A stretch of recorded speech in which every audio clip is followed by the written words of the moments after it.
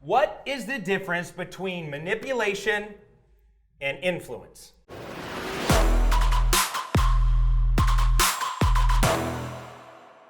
If I was to ask you, have you ever been manipulated before?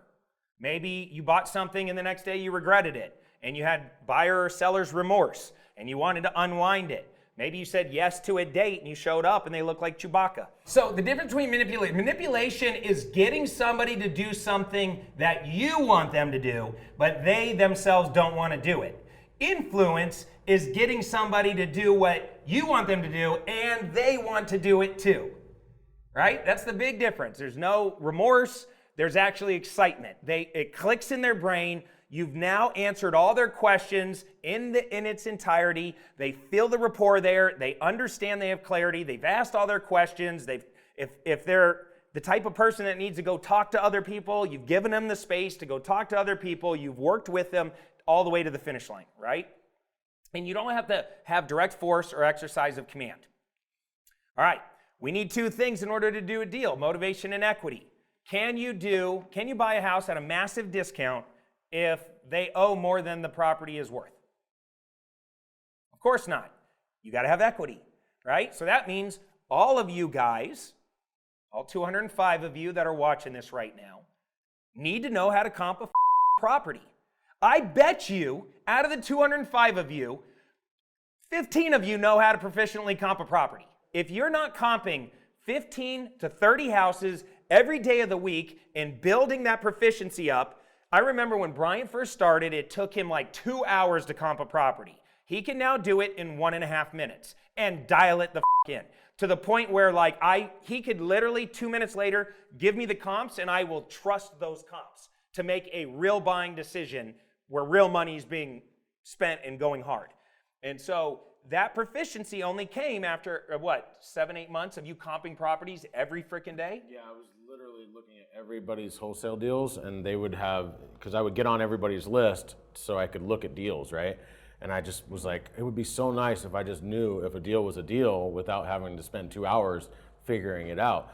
And it was just like constantly, double checking their ARV, questioning how they got it, giving them a call, asking them, say, what makes this, why did you use that comp, or what was that? And then they would, okay, this is the diameter, this is how far you go, you don't travel back in time. So now we have something for all of our callers that basically outlines the general rules of how to comp property in 5 minutes or less, so that isn't a big issue anymore. Yeah, and think about it. Look, when you're wholesaling, you don't have to be like insanely accurate, but you got to be close. And so here's my thing with comps, and we can move on. You ask a real estate agent that's looking to get a listing what this house's value is, right? If this was a house, they'd give you an answer based on them trying to get a listing. Now, same house, you ask an appraiser. A bank hires an appraiser. We're going to give this potential homeowner a loan, comp the property, or appraise the property.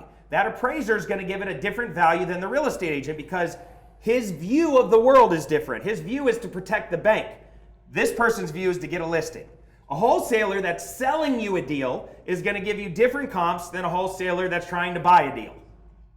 Okay? So, there is an art form to it. There's science, but there's also art. There's a lot of people that wake up naturally and are great salespeople. Nobody wakes up naturally and is a great comping person.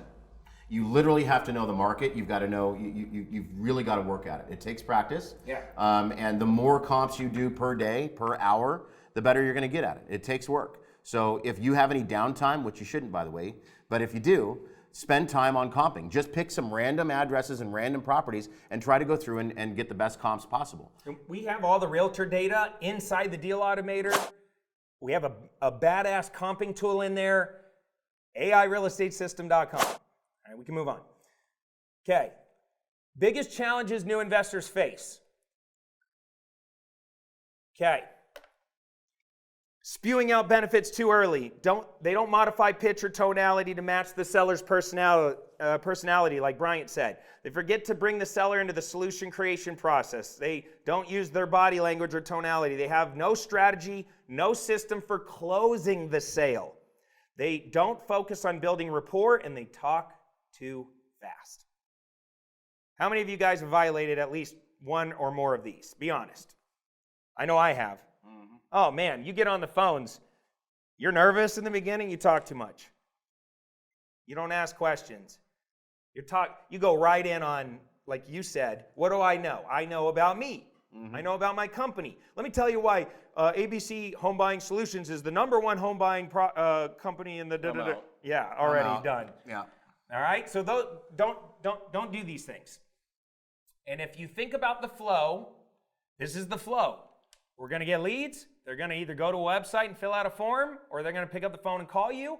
You're going to get out your little script. You're going to get out your lead intake form, and you're going to talk to them. And you're going to ask them questions.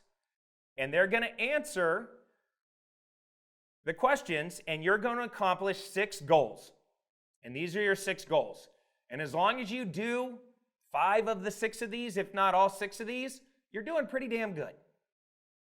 Right? So take a picture of this screen. You need to be able to build rapport. You need to uncover the seller's why. Why are they selling? This stuff's crucial, folks. Yep. Write you need this to down, screenshot it. Gather property data, establish some price. What do you want for the house? Set up an appointment if you can. That's the only one that I would maybe give up on the first call if I had to give one up. And then set up your higher authority. And the flow of the call is going to look like this, right? You're gonna call. You're gonna have a little intro opener. You're gonna kind of, softly work your way in. You're going to discover their why. You're gonna uncover urgency. You're gonna gather property info. You're gonna give your little 30-second pitch. You're gonna establish price towards the end of the call, and hopefully you set up an appointment or tell them you're gonna call them back. And the whole time you're building rapport and setting up your higher authority. So if you can visualize the flow of a call over 20 minutes, 15 minutes, whatever that first phone call is, this is kind of what's happening. And if you follow this model, because what if I don't follow this model? What if right out of the gates I put my 30-second pitch? I'm done. Nope. What if I never discover their why or urgency? How am I going to know how to establish price? Or what solution's going to fit best for them? You won't know. You won't know. All right? And the way we do this is we have scripts. So, scripts are good. The goal with the script is to not sound like you're reading from a script, but it's good to have a script. Whether it's notes or a lead intake form or a full-fledged script like what you see on your thing that actually gives you tonality and pacing cues. You can read it. This is an inbound phone script. Hey, this is Cody from Green Elephant Development. How can I help you? Right? So it's like literally telling you, raise your tone towards the end. But the script is important because you're going to read it 1,000 times. You're going to role play it with your significant other. You're going to phone a friend and you guys are going to role play scripts back and forth. And at the end of that practice, when you start making your calls, you're going to not sound like you're reading from a script, and that's the goal. And eventually you're going to train somebody to help you make these calls, right? You guys are business owners. You guys are entrepreneurs.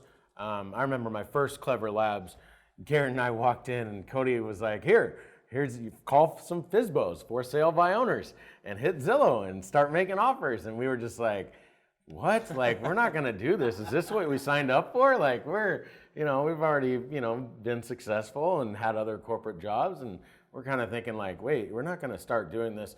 And I really thought that was the whole real estate thing. I thought my whole life was just going to be cold calling and calling sellers and making offers. So to each of their own. If you enjoy that and it's a very lucrative opportunity to make $20,000 on a phone call, but just know that you're trying to train the person that's going to take your spot, whether it be a VA or whether it be, somebody in their early teens. Your first 10 deals, you're going to do all of it. Yeah, you want to learn before you can you teach somebody else. You have to be in the trenches, otherwise how are you going to teach it? How are you going to know if they're doing right or wrong in those trenches once you scale yourself up to another position? So don't think wholesaling is just you cold calling all day long. I agree.